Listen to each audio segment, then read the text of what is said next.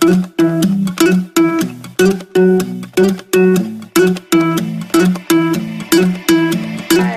Christy and Alyssa, and we're back today for back day, one of my favorites.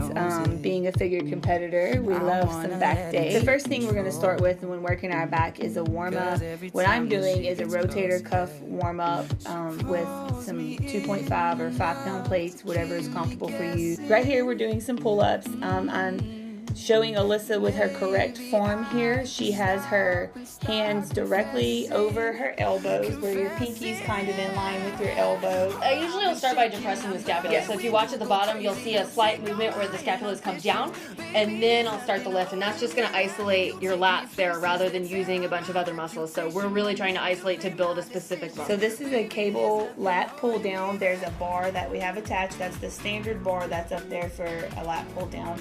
I have my hands almost evenly spaced. They're a little bit off right there, but you want to check that and make sure they're evenly spaced. Alyssa's given that a nice pull, but she's keeping the rest of her body pretty still. That's what you want to do there. Pull with your elbows down close to your sides as you can get there. Pull down really slow and then let it pull you back up slow. Mm-hmm. So Christy, what kind of bar do you have here?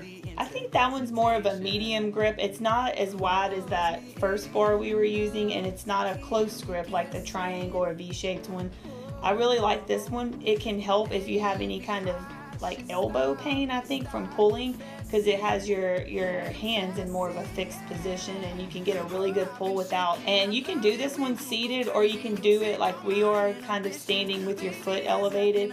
I like that one. It just gives you a different angle, and you can lean back farther. So Christy, it looks like you're only using one arm here. Can you tell me about that? So this is another cable, or this is more of a pulley system with a handle attached, and right here I'm going to do one arm at a time. It's very similar to the lat pull down we did with that bar that was over our head, but you need to work unilaterally.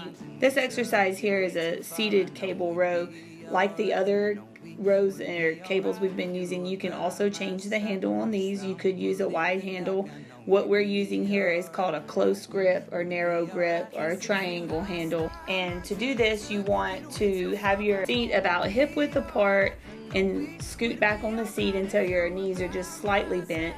And then you'll have to lean forward to grab the weight. But then once you pull with your elbows as close to your body as you can and towards your belly button, and just come to about 90 degrees. Don't lean way far back and jerk yourself back forward. This isn't like a rocking exercise. You want to try to stay as upright as you can.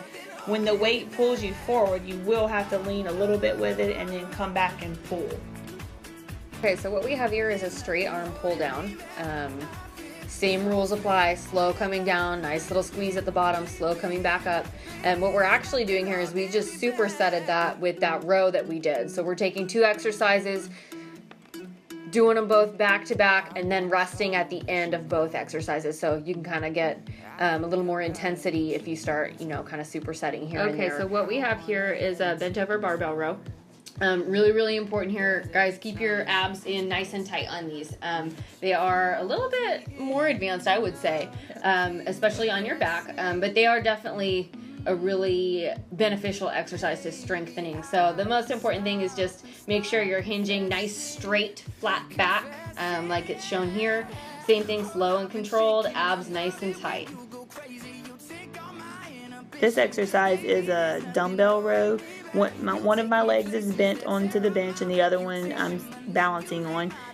With this exercise, it's important to keep a nice flat back as well, and let your arm hang down with the dumbbell, and then pull back and towards your hip as you go up. Don't just yank up from the ground and use your shoulder. I see a lot of people do that. They just swing straight up and use their shoulder. You want to go slow, pull towards your hip, and then up and get a nice squeeze. Okay, so this is a middle trapezius isolation on the stability ball.